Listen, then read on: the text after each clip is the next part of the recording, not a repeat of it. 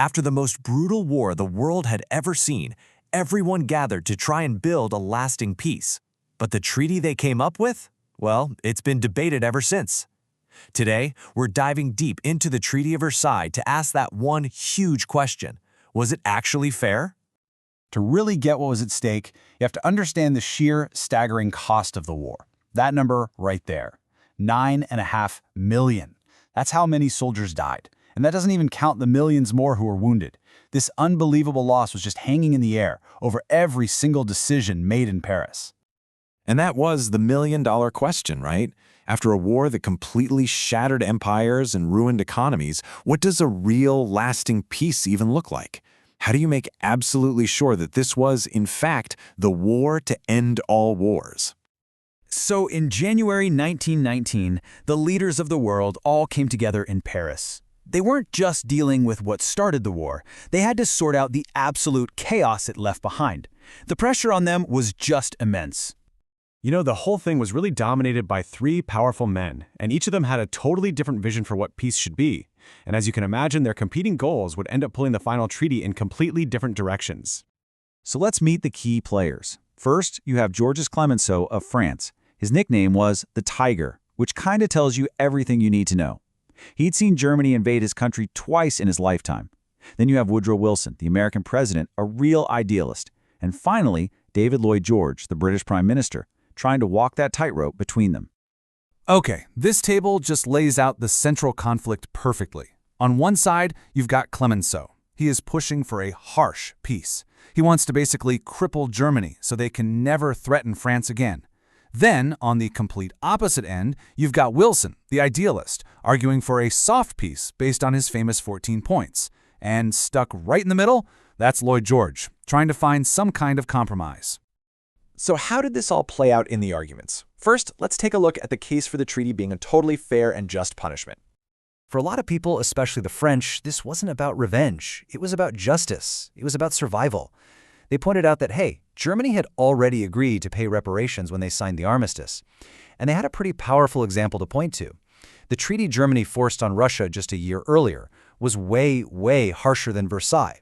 So considering the insane devastation and the very real fear of another German attack, many felt these terms weren't just fair, they were absolutely necessary. But of course, there's a powerful counterargument, a whole other side to this story. And it says the treaty wasn't about justice at all. It was just a brutal, short-sighted act of revenge. The entire German perspective can pretty much be summed up in one word: Diktat. It means a dictated peace. You see, the Germans weren't invited to Paris to negotiate. They were just handed the final treaty and told, sign this or we invade. That feeling of having it forced on them created this deep, bitter resentment that would last for years. The Germans felt profoundly betrayed. They had thought the peace would be based on Wilson's hopeful 14 points, but it really wasn't. The famous war guilt clause forced Germany to take all the blame for the war. The reparations seemed impossibly high, like they were designed to completely crush their economy. And, maybe most importantly, that idea of self-determination, letting people choose their own nation, that wasn't applied to them at all. And this number really drives that last point home. 6 million. That's how many ethnic Germans suddenly found themselves living outside of Germany, in new countries like Poland and Czechoslovakia, all because the borders were redrawn. To them, that promise of self-determination felt like a complete joke. And look, the fallout from this peace conference went way beyond just Germany. It completely redrew the map of Europe, and in doing so, it created a whole new set of problems and conflicts for the future. So while Versailles dealt with Germany, a whole series of other treaties handled its allies. A really key example is the Treaty of Trianon, which set the terms for Hungary. And the impact there was, in some ways, even more extreme. Yeah, just look at this number, 70%. Hungary was forced to give up 70% of its pre-war land. I mean, let that sink in. It was a staggering blow that basically dismembered the country and fueled this powerful sense of national grievance for decades. So when the dust finally settled, the old world was just gone.